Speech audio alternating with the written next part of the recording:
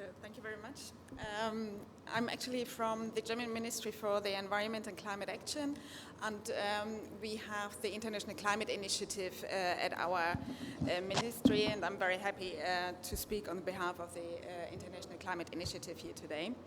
And I mean, we hear that a lot over the past days, actually, that we meet at a decisive moment in time. So 30 years after the first COP, 10 years after the Paris Agreement, countries have submitted their new 2035 NDCs, and the urgency to translate these NDCs, these climate plans, into concrete implementable action has never been greater. We see that the quality of the NDCs has greatly improved over the years. In nearly every country, climate policy has become an integral part of the economic policy and development plans.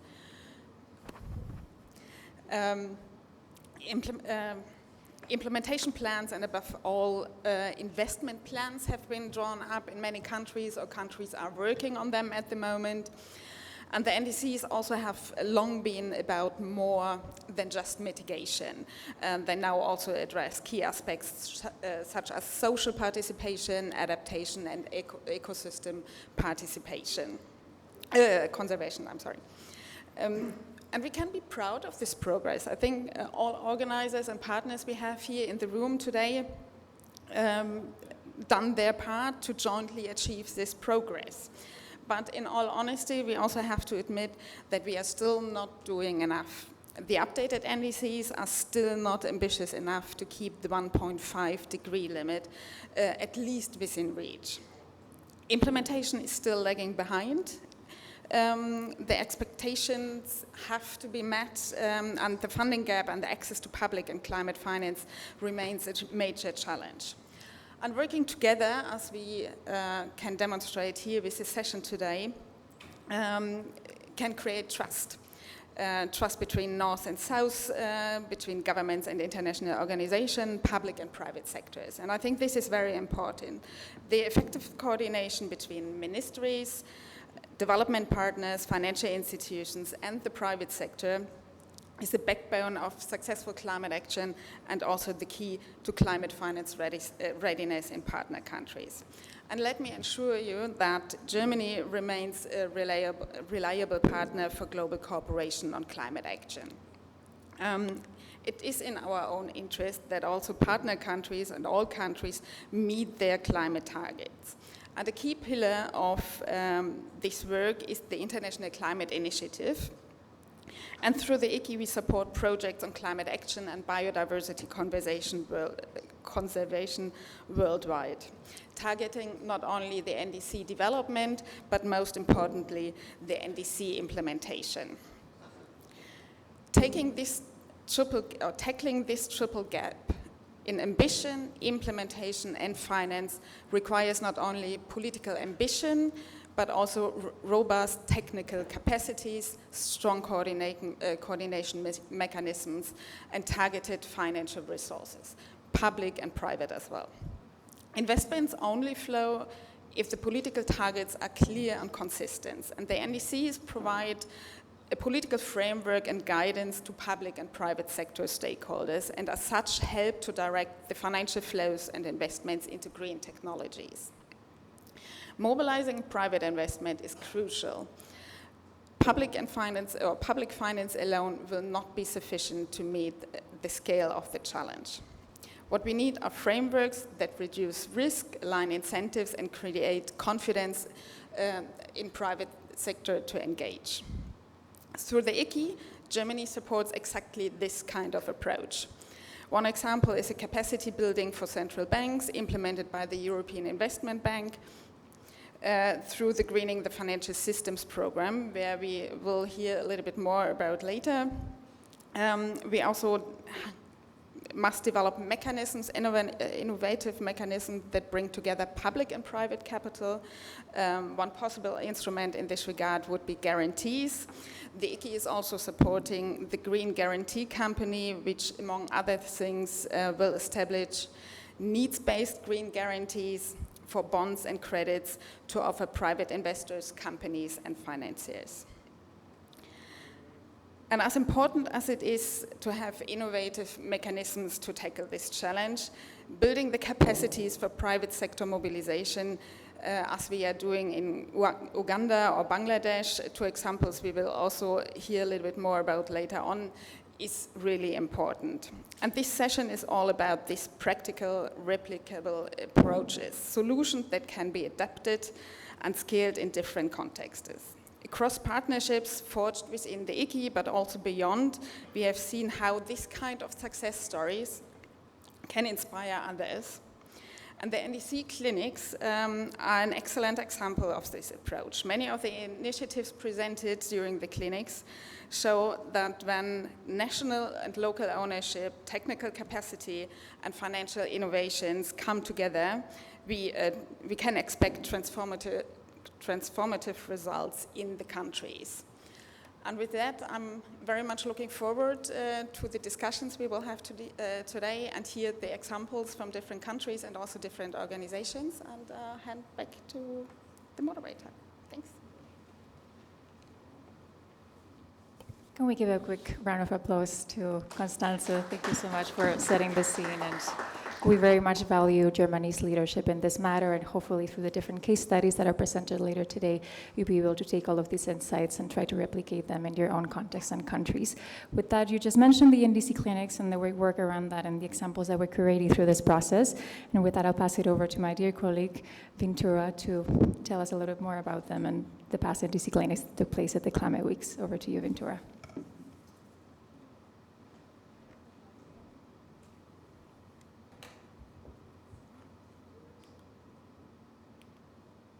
Thank you, Eva.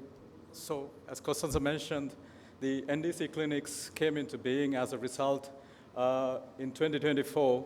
UNEP, UNDP, NDC partnership, and other partners got together to see how we support the process of preparation of the NDCs.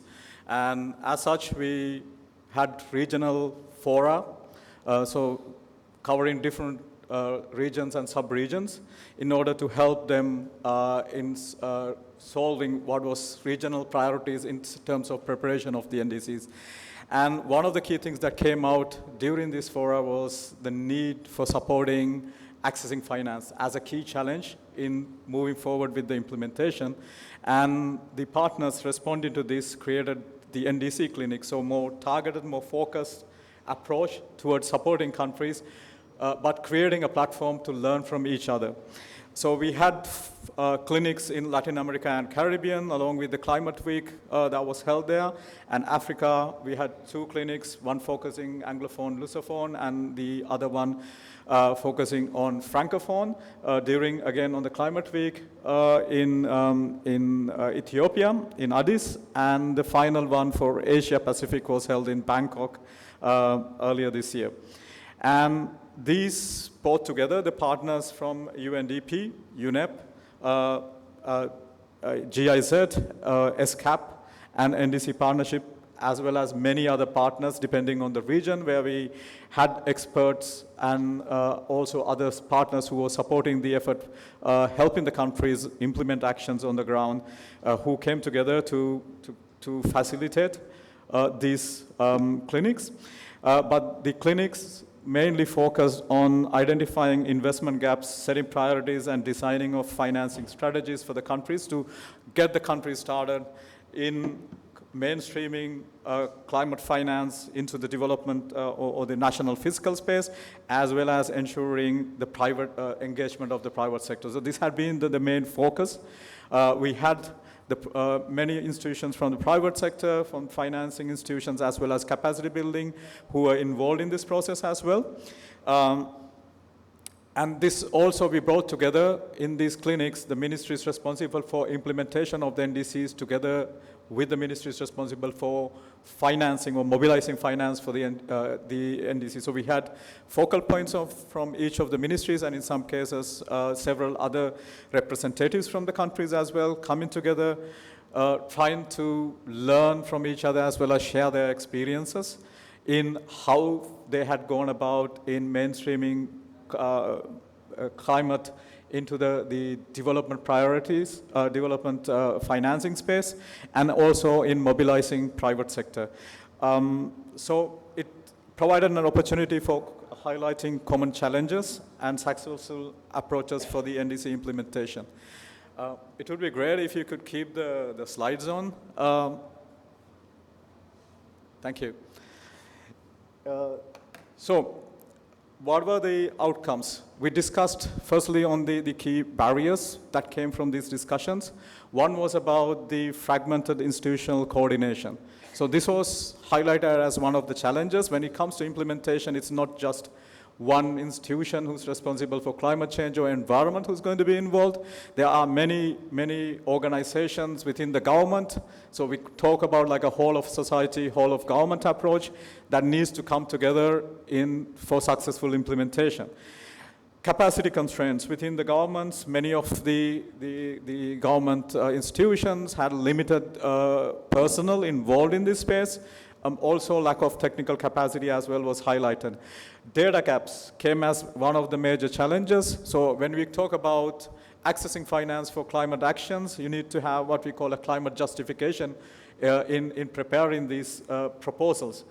And one of the bigger challenges the countries faced was having sufficient data in order to provide, to develop this climate justification so that you have objectively proof for the baseline scenario as well as the impact that the projects will have on moving forward the climate agenda in the country.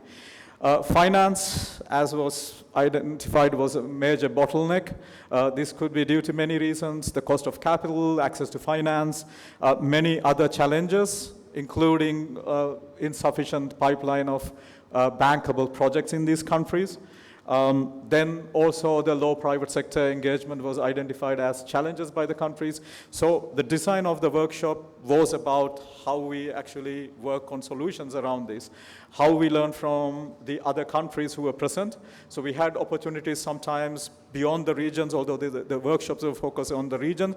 We were able to bring together the other countries who had already successful cases within the region as well as outside the region, who were able to provide background on what they had done, what they had approached, that the others can learn from and also discuss. So some of them also came across different challenges, but maybe the less advanced countries had some solutions around. So it was very engaging discussions. It was all less presentations, but all facilitative discussions amongst the countries in smaller groups and larger groups, which actually facilitated very engaging discussion. So the latter three the clinics, also we had what we call a mapping exercise, where we each, after you learn on each of these aspects, that the countries would reflect what they would want to take forward in their own countries from those lessons or learnings from the other countries, where they would want to benchmark some of the key countries' findings. And also the importance of investment frameworks and planning tools came as one of the key things that they need to focus on, like the sectoral maps. A lot of the countries already have or approached NDC partnership or UNDP in developing what they call the NDC investment plans or NDC implementation plans. Then integrated coordination to streamline the processes. So you see many of the successful countries, we had cases from Rwanda and some of the cases in Asia, where they have already a desk that is coordinating the effort, in coordinating the countries, different ministerials and institutions in terms of accessing finance, as well as they face a common front for approaching the international funding organization. So there's a better coordination that had worked in many of the scenarios. Private sector engagement, the various innovative investment models were discussed, how the private sector was involved, the private-public partnerships, and other vehicles that had been created in order to make things work and engage private sector more effectively, conducive policy environments, de-risking by the government and leveraging the limited funding, the public funding the governments had, and how to get more private sector investment was discussed. Then finally on the South-South peer cooperation. So many of the countries were willing to follow up on those discussions at the workshop, providing further bilaterally, providing support for the other countries at the regional, sub-regional level as well, which came out to be important follow-up from these workshops, but also something to take forward. Now, today's session is actually going to be building on the lessons learned and what we focused on during the clinic, helping you also share with, learn some of the success cases from the clinics, working together with the partners who were involved in the clinic. So with that, I'd like to hand it over to Eva and wish you a successful event, and looking forward to also hearing all the insightful experiences from the different partners and the countries as well. Eva, over to you.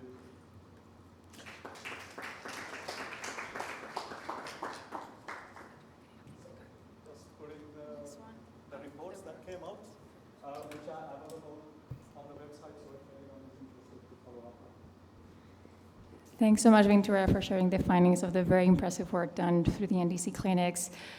We really don't want to waste much time. We've already looked at the capacity gaps and needs that were captured during this exercise, but now we really want to look at the best case and country examples. And with that, we'll be going through 3 different examples, each one with a party representative and then with a capacity building provider.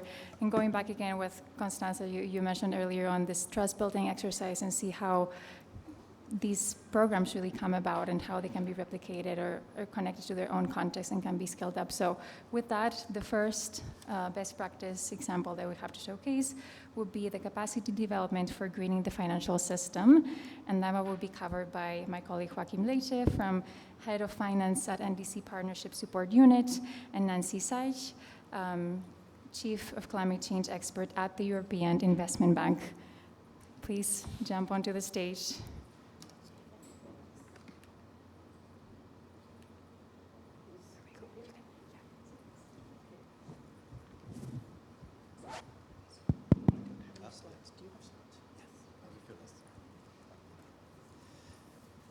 Good afternoon, everyone. It's really a pleasure to be here. I think we've seen like so many examples, but also the programs and the importance of working as a system.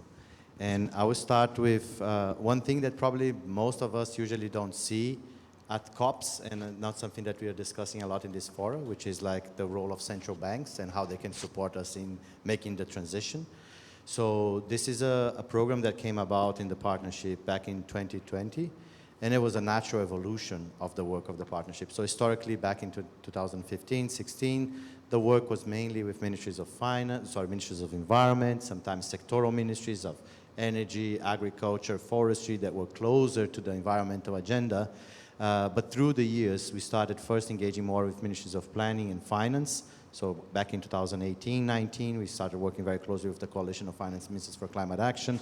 In 2020, we deployed more than 60 advisors in ministries of planning or finance. And as part of that work, one of the things that came very clearly is that some of the changes that were needed were beyond the specific mandate of these ministries.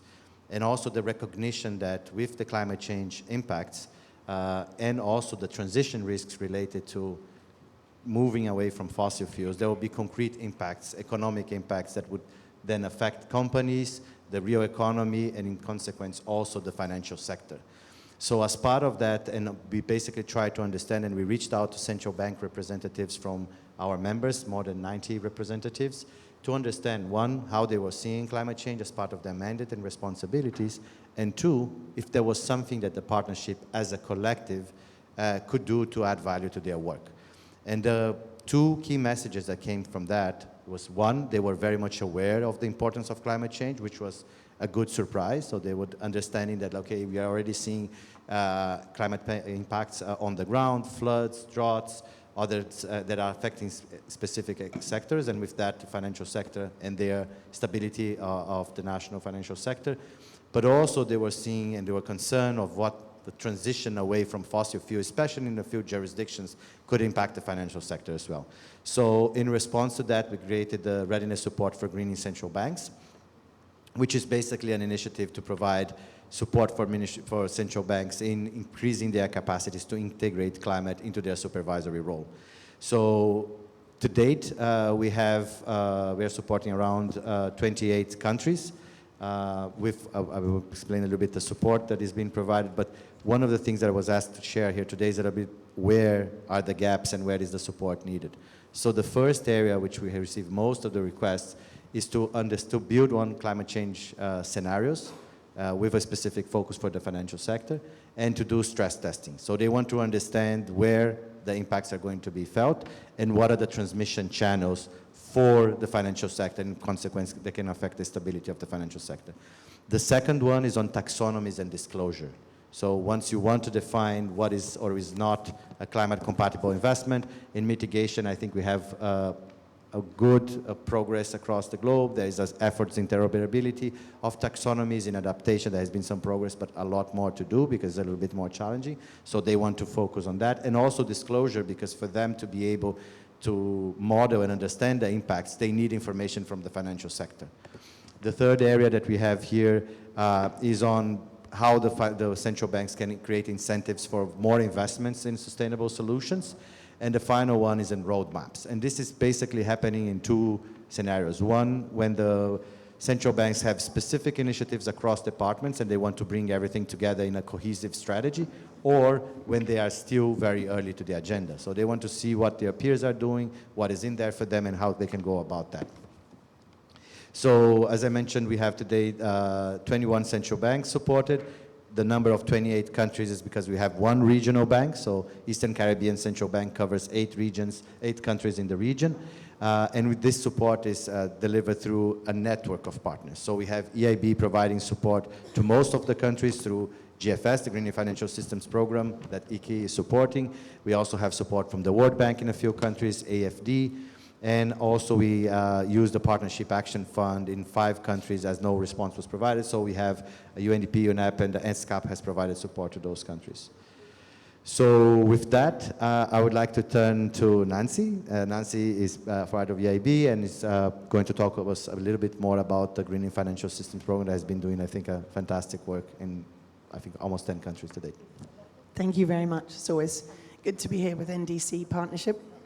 And thank you for the very lovely event where we all got together the other night and celebrated a lot of the successes. So European Investment Bank is the EU's bank. It's also a climate bank. It's owned by the 27 EU member states, and it operates all around the world as a development bank, although it does 90% of its business inside the EU. The 10% that's outside in developing countries and emerging economies around the world is 9 to 10 billion euro a year, so it's quite substantial. We've just had our board approve our next 5-year climate plan, which is called the Climate Bank Roadmap. And we want to highlight a number of things there. One is that we are staying the course, maintaining our ambition on climate and nature. And in particular, we are strategically aligned with the 1.5 degrees temperature goal. We also want to double our adaptation financing, which we are going to try to achieve 30 billion euro in aggregate in the 5 years, 2026 to 2030, which will be double what we did in 2021 to 25. But importantly, we also want to deliver impact. One of the biggest ways of delivering impact, in addition to financing, is advisory. Advisory to our public and private sector clients of all types. Whether it is a climate risk and vulnerability assessment for a project or a client, company or public entity, whether it's corporate transition and resilience plans, and I might highlight that since 2021, we've been screening all of our large corporate clients inside and outside the EU for transition risks and physical climate risks, and asking them to develop transition plans or resilience plans and make them public. We also think that things like integration of important aspects into climate projects, such as gender or just transition or conflict and vulnerability issues, is an important advisory function, as sometimes that the country or the client may need help to incorporate those things. And since we're talking a lot about today about the support of the German government, I'd like to also highlight the GAP Fund, which is actually the City Climate Finance GAP Fund, which is funded by Germany and Luxembourg. This supports developing country cities all around the world in bringing forward the preparation, studies, and designs of their climate projects. But today we're going to talk about one particular technical assistance program, which is quite close to my heart, and that is the Greening the Financial Systems program, which has been supported by ICI, the International Climate Initiative of the German government, initially with 20 million euro, and they've added to that subsequently. And now, actually, at this COP, very importantly, we've also signed a donor agreement with Luxembourg, so they're also contributing. So, actually, interestingly, the same two partners as the GAP Fund, but for two very different sorts of technical assistance. This technical assistance program has supported 28 financial institutions and 13 central banks so far.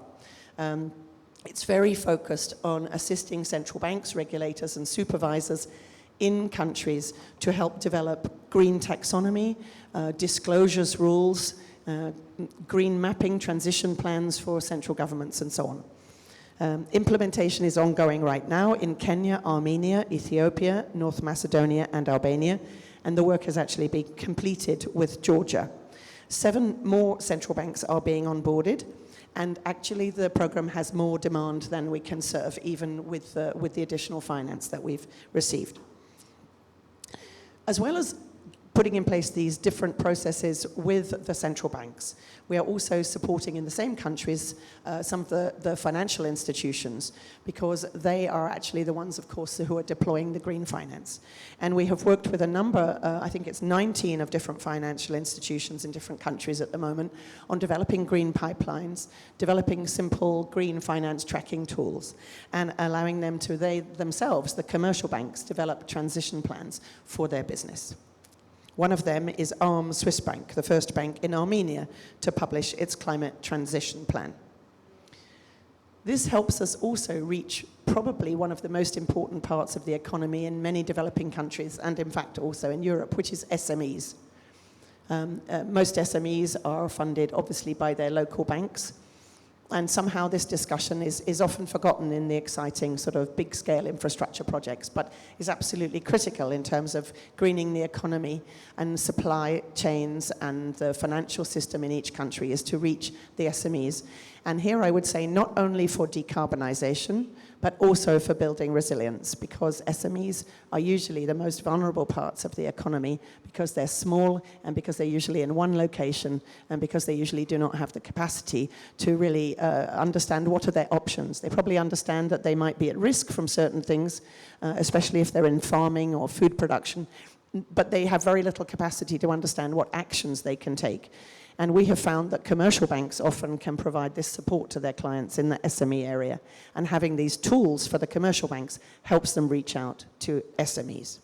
And now we're going to hear from one particular country that has had assistance from the Greening the Financial System Technical Assistance Program, which is North Macedonia. And I believe we have a video from there. Thank you.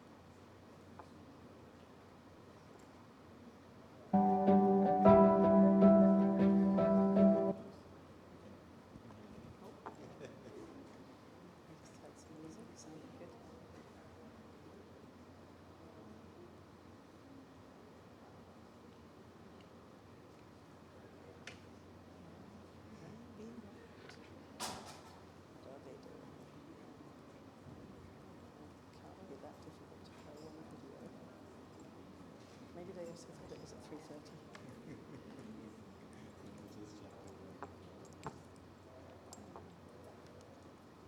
Or we can discuss green taxonomies, whatever takes your fancy.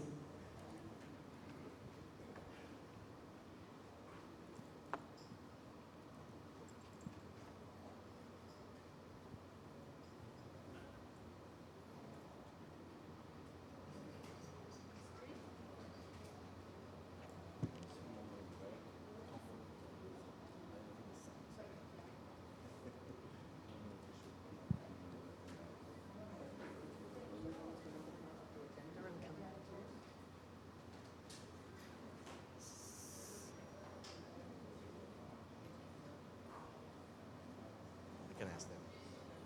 Should we, do you want us to, can also keep going and maybe put it afterwards?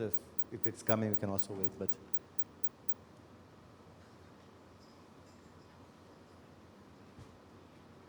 Otherwise, we can go to our next group. Perhaps go to the next session, and then when they found the video from North Macedonia, you can just play it then. I'm sure it will be fine.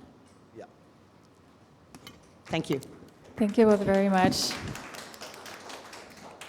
We'll try to get a hold of the video because I'm definitely very intrigued as to how the program went about in North Macedonia. But thank you both really for showing this wonderful program, an example of greening the economy and the financial system.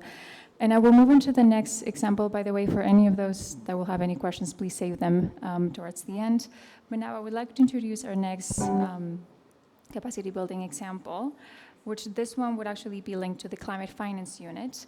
And I would like to invite Irina Shefman, Director Liaison of GIZ, on stage.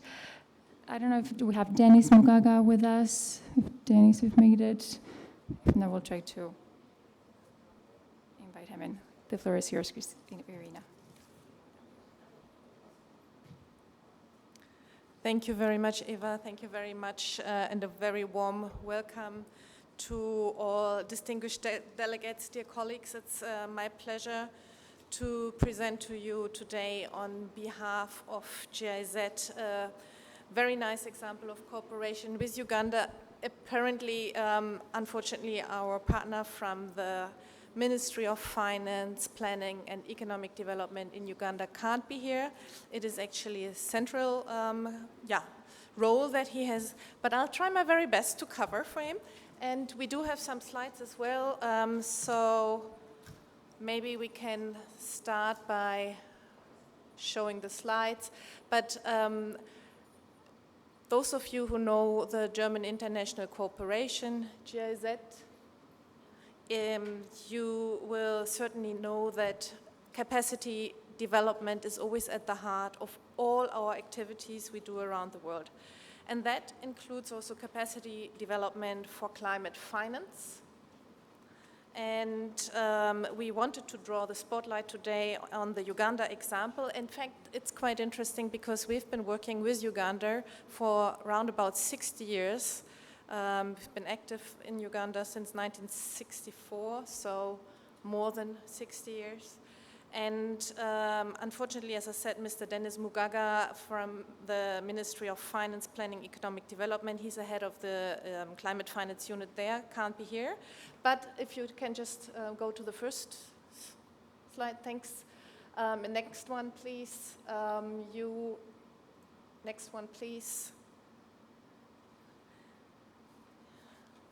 You will see that the mandate there is to mobilize national and international resources for climate and green investments and to really have efficient allocation and utilization of climate finance and increase also the institutional capacity and coordination among the various ministries involved there. So within this, of course, it is a foundation really for sustainable climate finance in Uganda. I'll skip the tasks and we'll go to the next slide. You see here that the Climate Finance Unit in the Ministry of Finance there covers everything from strengthening public-private partnerships to really developing the national framework, leveraging carbon markets, enhancing climate budget and expenditure tracking, institutional capacity building, and decentralizing also climate finance. So these are the areas they are covering in their approach. Next slide, please. Oh yeah, sorry, I do have didn't know that. Yep, here we go. It is really central also to have the engagement of the other ministries, obviously. It was mentioned earlier, prioritized sectors are agriculture and energy, so obviously these ministries are engaged as well. And one of the activities was also a study on enhancing private sector participation. I'll go a little bit into that in a moment. And then also through the cooperation, with the NDC partnership here, of course, the capacity building of the private sector. Here we go. And of course, the peer-to-peer learning is a crucial topic for us as well. Also, the peer-to-peer learning in a region. In this case, the Tanzania example shows how climate change finance department there also benefited from the peer-to-peer learning with Uganda. Sorry. Go back.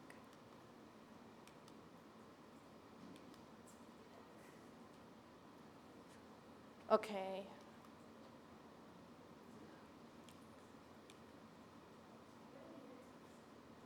I'll give it back to you. Thank you.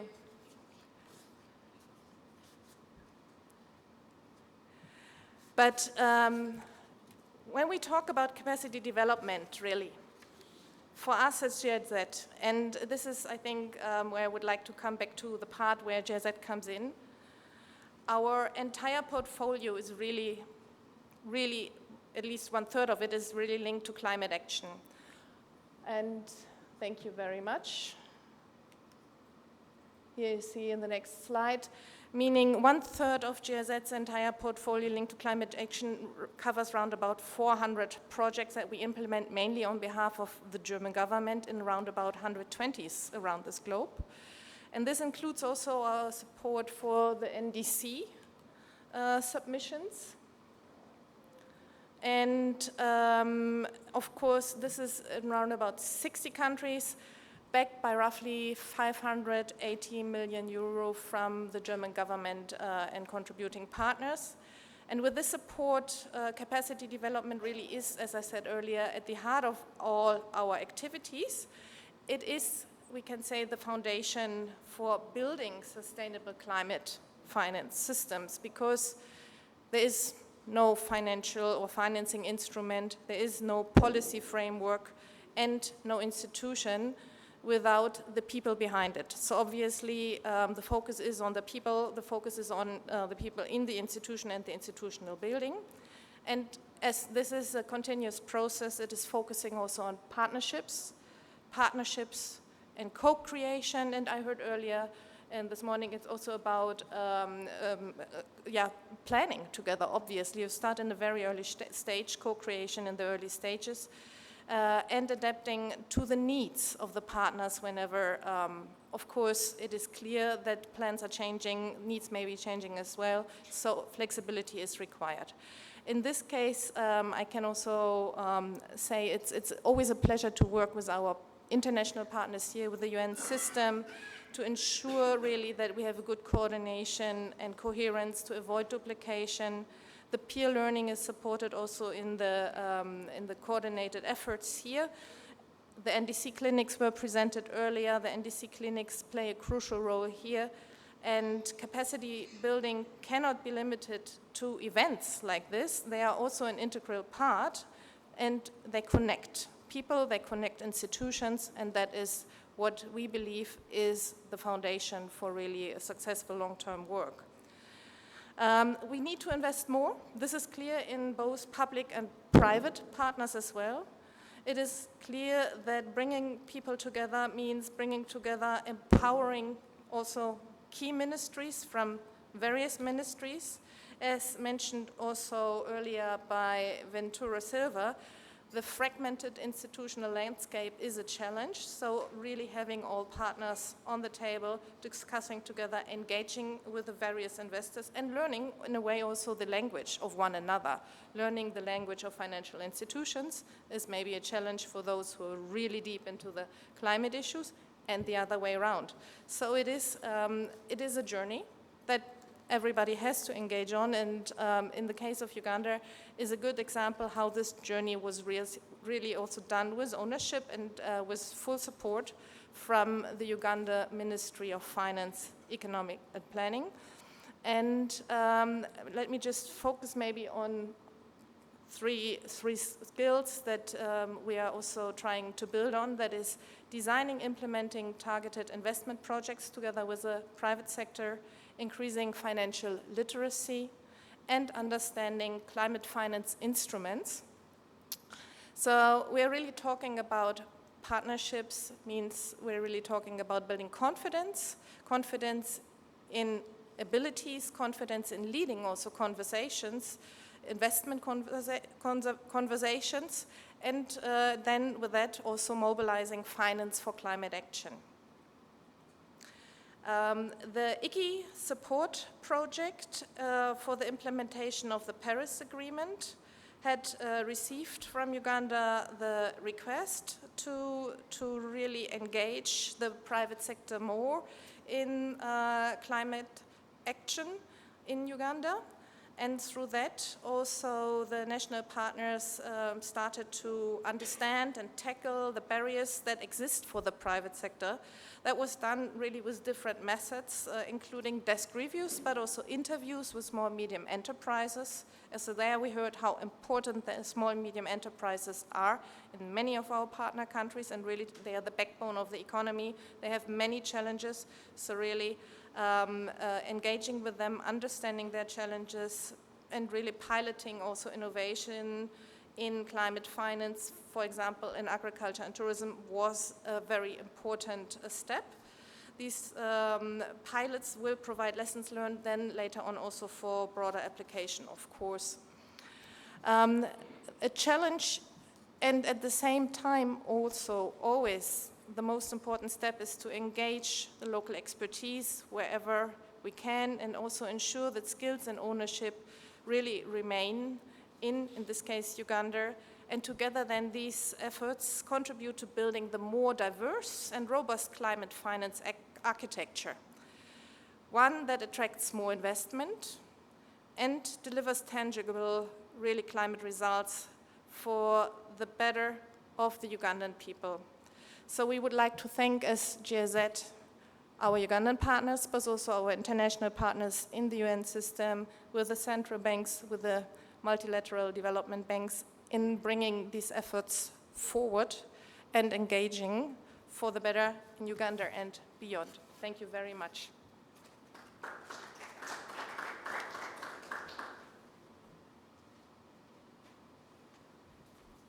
Thank you very much, Irina, for sharing that insightful example of supporting the climate finance unit in Uganda and really showing us that capacity building itself is indeed a journey, one that needs to be sustained, retained, and nurtured, and it being the core of GIZ, and GIZ really being a capacity provider.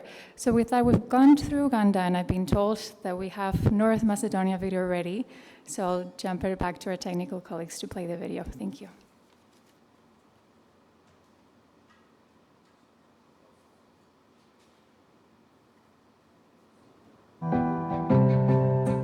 Through the Greening Financial Systems Technical Assistance Program, we are receiving tailored support that helps us strengthen how we as a central bank address climate-related risks within the banking sector. This program complements our ongoing efforts and aligns with our commitments under the climate risk strategy. This collaboration allows us to take more proactive approach, integrating climate considerations into our supervisory work and ensuring that the banking sector is better prepared for the challenges ahead. Green property banks seek managing climate risk as an essential part of the responsible business. Through Greening the Financial System program, we have strengthened our capacity to assess climate risk, measure emissions, and support our clients in their transition. This experience helps us improve our procedures, train our team, and guide companies towards more sustainable and resilient growth. With the support of ProCredit Bank and the experts from the AID's Greening Financial System program, we developed a transition plan that gives us concrete steps to lower emissions and strengthen our resilience. This experience shows us that investing in sustainability is not only good for the environment, it also makes our business stronger, more competitive, and ready for the future.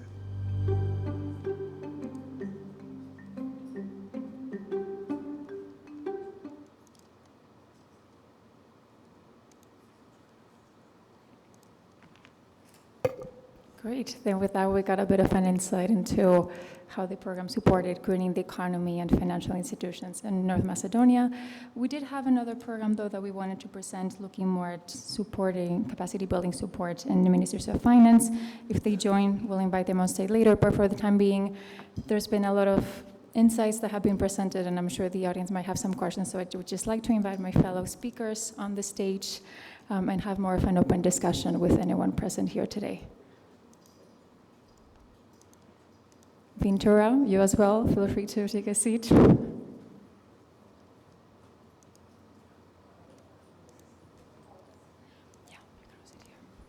And in the meantime, if we have any questions from the audience, please feel free to raise your hand, and we'll pass them back to you. Wait, we got one.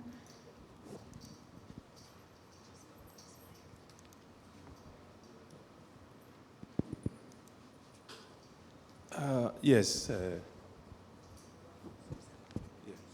Yes, thank you for the opportunity. My name is Daniel Esel from Ghana, Ghana Ministry of Transport. I just wanted to find out the onboarding process for the technical assistance program, whether you can throw more light on it and how countries can also benefit from the system. Thank you.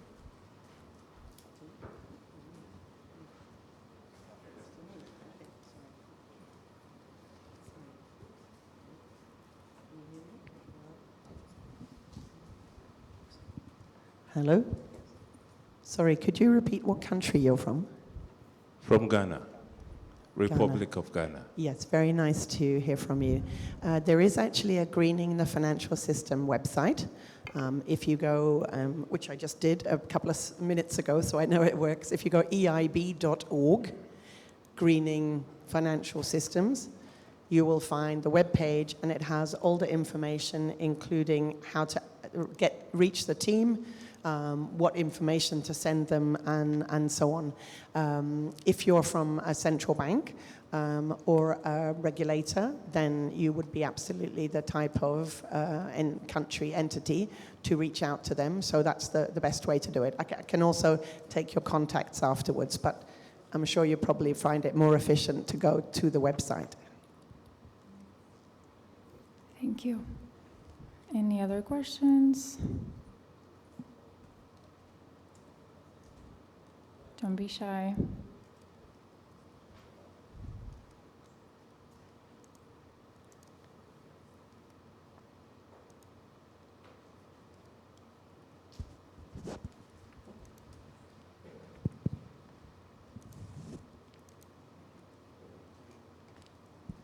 Thank you.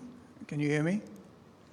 So this may be completely inappropriate because I'm actually here representing the NGO sector, which is completely missing from your appraisal so far. I'm not saying that's wrong, because you need to act at scale and rapidly, and very often that is seen as a tick in the box extra to involve the civil society. But you're also talking about immensely complicated subjects and introducing them to people who usually have fairly specialist silos by way of their professional background. And perhaps that explains a lot of why there has not been faster progress. I've spoken to at least 2 MDBs, multilateral development banks, last week, who are feeling that a lot of the guidelines, the taxonomies, the criteria that have been developed by governments, and I'd include the EU in this, are inadequate for long-term investment. And they actually need tighter criteria, in fact, including for ecosystem issues and climate change, than they're being provided, just for investment purposes. And I think that's something to think about in terms of how you can improve the specialist input. On the one hand, the financiers, the corporate providers, and very often the implementers on the ground actually have to have much more experience of a fairly detailed climate change and ecological background. But equally, those who are coming at it from an ecological perspective or a climate perspective very often lack knowledge of economic valuation or financial instrument design or enterprise implementation. So there's still a massive mismatch, and there is a sort of strategic project perhaps required to fill those gaps, but on a rather more sophisticated basis perhaps than's been attempted so far. I hope that makes some sense. Can I say something? I think you're making a very good point. In terms of taxonomies, at the end of the day, taxonomies are a list of activities which are defined perhaps as green, but they could be social. So, for example, countries might choose to start their taxonomies in different places. Some might choose to start with climate mitigation and adaptation. Others might choose to start with biodiversity. But we know that a number of countries have actually decided to start also with social inclusion or other social objectives like health and gender. So it's very dependent on the country what their priority is. But if I take a step back and look at what do investors need, which is where you started, investors are usually well aware that a wind farm is a wind farm or that an electric bus is an electric bus. What investors need for confidence is also what you might call robust environment and social safeguards or standards, or in EU taxonomy terms, it's do no significant harm to environmental objectives and minimum social safeguards. And I think that when we're advising countries, we're very much saying that these things have to be integrated if you're trying to develop a market where you'll have international confidence and investment. Now, when you get to that, you definitely do need inputs from people who know what they're talking about, and that can be quite locally context specific. But I think the overall structure and the logic can be similar. However, I would agree with you that you do need experts in those fields. Now, one other thing I would add, what you mentioned, the design of different instruments. How you then take such a taxonomy, for example, and apply it to perhaps green bonds or to green lending, which might be very different from when you're trying to reach SMEs from when you're trying to reach, large public entities, is another step that has to be thought through, like how is it going to be used? So quite often, a lot of people think that taxonomies are only for the private sector, they're only for corporate disclosures, but they're not. If you look at green bonds, there's huge public issuance in green bonds. So I think that is an important other step in greening financial systems. And I would agree with you that to think about those different instruments, you also need to look at the context of the country and the type of instruments that are needed there. So I would say all the points you're making are very valid. I would hope that we're bringing relevant experts to help with the part that we are helping, but it is only part of the system. You do need other things. I totally agree with you on needing environmental and social standards in the green financial system. Thank you very much. Any other volunteers for questions? If not, I have one of my own, and maybe with that we can wrap the session up. We've covered climate finance heavily on this session, but I would like to ask each one of you to give me one or two words that encapsulate climate finance. Maybe not necessarily the state where it's at, but what you hope for it to be. Irina.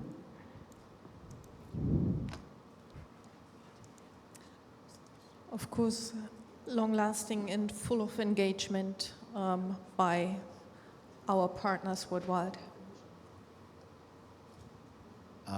I think probably my reflection is that that's just the means to the end, right? So our main objective is to support countries in driving development in a way that reduces emissions and build resilience. So I would say that 2 points that come to mind based on the experience we've been seeing. One is we really need to bring together a lot of stakeholders. You need to be collaborative, and you need to work across different sectors and with different players. So we talk a little bit about the work with central banks. We've heard a little bit about the work that the Ministry of Finance is doing, but you really need to have all hands on deck to drive that. So I think deep collaboration is one, and the other one is to really rally behind the country priorities. So it needs to be country driven, and it needs to be focused on their own priorities. I suppose one thing I would hope for is a clear understanding that climate finance is a part of green finance, but only a part. And we know this is the nature COP. So I think having clearer definitions of nature finance and identifying the win-wins where nature and climate finance overlap and we can deliver sort of double benefits would be what I'm hoping for. For me, as I mentioned, it's considered as the key driver in getting us accelerated on implementation. And something to have on what Joachim mentioned, there's no going to be one solution that fits all.